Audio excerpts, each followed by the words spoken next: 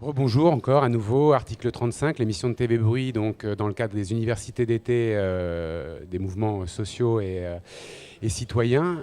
J'ai à mes côtés, pour faire un focus justement sur tout l'envers du décor, la partie organisationnelle et préparation de l'événement, j'ai à mes côtés donc Luc, coordinateur, Zoé et Béatrice qui sont bénévoles, et même Béatrice, donc coordinatrice des bénévoles au niveau local. On va commencer par la coordination. Est-ce que Luc, tu peux, bonjour d'abord, est-ce que Bonjour. tu peux nous parler du coup du nombre d'associations locales qui se sont investies pour préparer, tout organiser ici? Parce que bon, voilà, il y a beaucoup non seulement de visiteurs et d'aspects logistiques à traiter, mais également toute la partie bénévole engagée dans cette préparation.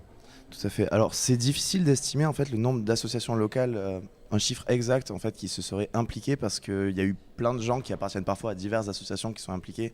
Il y avait un noyau dur d'une dizaine d'associations qui étaient souvent là, avec qui on a fait des réunions régulières pour planifier depuis 6 mois cet événement où il y a du monde, mais c'est éprouvant, mais c'est aussi pour nous pour l'instant très bien. Plus de 1600 personnes la première journée, je crois. Pour l'instant, on est à 1900 personnes, 1900 inscrits il y a 2 heures, donc ça a dû encore augmenter. D'accord. Et donc ta partie à toi? Alors moi je faisais de la coordination locale, c'est-à-dire que mon rôle était d'amener les acteurs locaux, que ce soit les bénévoles, les associations impliquées, à coopérer et à fournir le meilleur d'eux-mêmes pour avoir l'événement et pour que ça se passe bien, notamment l'articulation entre le niveau national, c'est-à-dire les associations parisiennes ou pas, hein, mais les associations nationales qui avaient un peu impulsé l'université d'été, et les associations locales qui étaient au final sur le front en fait et qui aussi faisaient la logistique et qui étaient très impliquées, et de gérer en fait cette articulation entre les deux pour que ça se passe bien. Ouais. Voilà. Superbe. Et les raisons de ton engagement à toi personnellement? Il y en a plusieurs, c'est-à-dire que je suis assez d'accord avec pas mal d'associations qui sont présentes, donc ça a toujours été une des raisons de mon engagement. La raison de mon engagement particulièrement sur l'université d'été, c'est justement que c'est pas le fait d'une seule association ou le fait d'un seul courant de pensée, mais de plein de gens qui se mélangent et qui permettent d'échanger. Et moi, c'est ça qui m'attire, et en fait, c'est ça qui correspond le plus à ma façon de penser. Et c'est pour ça que je suis très content de travailler ici, c'est qu'on voit plein d'idées différentes. On voit plein de gens différents, on voit des gens qui ne sont pas forcément d'accord, que ce soit au niveau pratique comme au niveau politique. Et c'est ça que je trouve passionnant. Et voilà. Les perspectives du coup que te donnent ces universités pour la suite?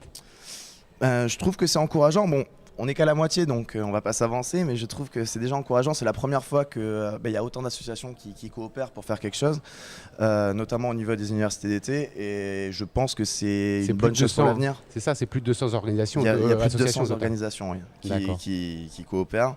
Et l'année prochaine, ça sera probablement plus, enfin j'espère. Et c'est une bonne chose parce que ça permet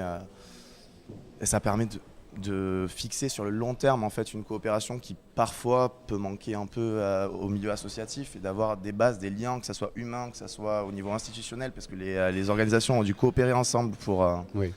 pour faire des ateliers. Tout ça, je pense que c'est bien sur le long terme, et c'est pas seulement un événement ponctuel. Voilà. Pour finir, parce qu'on va te laisser tes activités multiples et variées, combien de bénévoles au total à peu près, se sont mobilisés pour vous aider à mettre tout ça en place? On a eu plus de 200 inscrits officiellement, bénévoles. Et c'est sans compter les gens qui ne sont pas inscrits parce qu'ils sont là depuis le début, les gens des diverses associations qui viennent donner un coup de main. J'arriverai pas à estimer, mais il y a au moins 300 personnes qui sont impliquées. Justement, on va faire la transition avec Béatrice. Merci en tout cas à toi, Luc, avec et bon plaisir. courage pour la suite. Merci beaucoup. Béatrice, coordinatrice des bénévoles, donc plus de 200 personnes à répartir sur les différentes tâches. Sur les différents, déjà, il a fallu les recenser. Oui. Donc, ce boulot a démarré depuis déjà un bon moment. Donc, moi, j'ai fait un travail en amont, c'est-à-dire que j'ai enregistré les gens et les répartir un petit peu. Les mobiliser aussi, sans doute? Non, les mobiliser, j'ai laissé ce travail à les Luc. associations, d'accord. Voilà. Donc, ça fait un petit moment qu'on est quand même sur le pont. Combien de temps alors pour toi? Moi, je fais partie d'Attaque 38. Donc, forcément, ça a reposé essentiellement sur notre association et notre comité local. Ouais. Donc, on fait des réunions depuis le début de l'année. D'accord. Donc, plus de 8 mois. Voilà. D'accord. Et du coup, un petit peu de fatigue quand même, Là, ça commence, oui, à tirer. mais un peu. plaisir quand même aussi, je suppose. Justement, quelles sont les raisons de cette motivation à s'engager et à donner de son temps, de sa personne Moi, ça fait 18 ans que je suis à TAC, donc Convaincu. l'engagement, il est pas nouveau. Mhm. Et avant ATTAC, il y avait autre chose. Bon, donc pour moi, c'est naturel. c'est naturel, voilà. D'accord. Et puis, bon, là, ça nous est un petit peu tombé dessus, donc Il fallait aller au il front. fallait y aller, de toute façon. À D'accord. partir du moment où c'était décidé,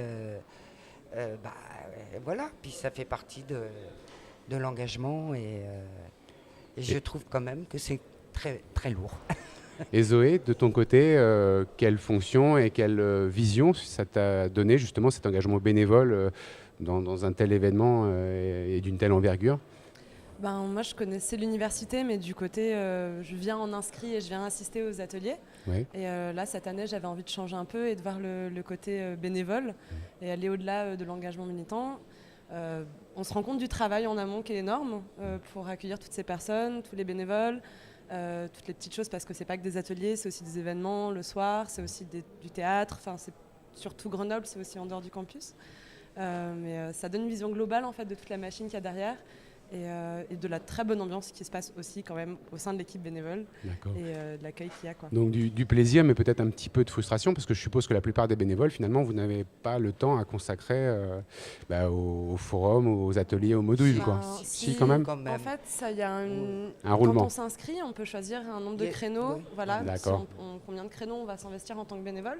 Et le reste du temps, on peut aller en atelier et participer aux ateliers. D'accord. Ce qui fait que globalement, moi je pense que sur ma journée, ce sera une matinée atelier et une après-midi bénévolat ou inversement. D'accord, mais ça c'est un chouette équilibre. C'est ça. Et pour toi, personnellement, les raisons de ton engagement dans ces mouvements sociaux ATTAC, et solidaires?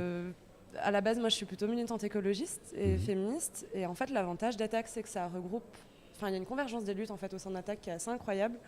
À la base, c'était vraiment sur fiscalisation. En fait, on se rend compte que ça touche plein de domaines. Donc déjà, cette convergence des luttes et aussi le fait qu'ils aient une diversité de modes d'action, qui est à la fois par des actions concrètes, directes, des publications. Violentes. Voilà, donc il y a plusieurs choses, en fait, cette diversité-là, ça m'a beaucoup intéressée. Voilà, tu penses aux faucheurs de chaises, Voilà, aux happenings dans les Apple Store. Voilà, Apple Store, exactement. D'accord.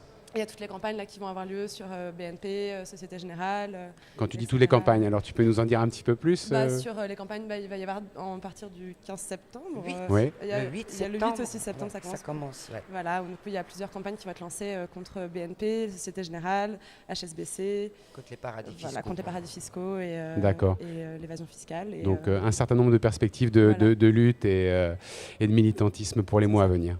Mais en tout cas, est-ce que vous avez quelque chose à rajouter par rapport à une annonce à faire aussi, c'est tout à fait possible. Non, pas spécialement. Venez, c'est chouette. Il y a plein de choses à voir et plein de superbes ateliers. Venez et puis. Donc encore 2 jours. Et venez surtout pour faire des actions, parce qu'on sent que quand les actions, ça a plus d'impact que le. Il y a un besoin de réflexion, mais l'essentiel reste l'action de terrain. Il faut quand même agir. Bien sûr. Et être nombreux sur le terrain. Voilà. Mais merci beaucoup à vous en tout cas et bon courage pour la fin. Merci beaucoup. Merci à vous.